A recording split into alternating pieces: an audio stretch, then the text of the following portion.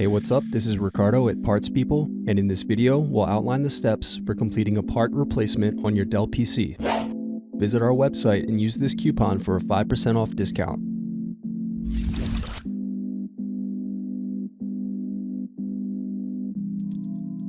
Unscrew and remove bottom base.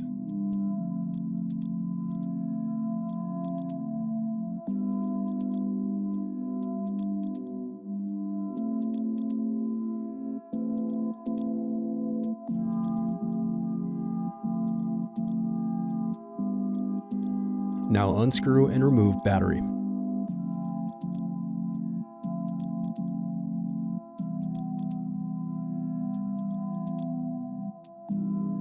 Thanks for watching. Don't forget to like and subscribe if you enjoyed this video.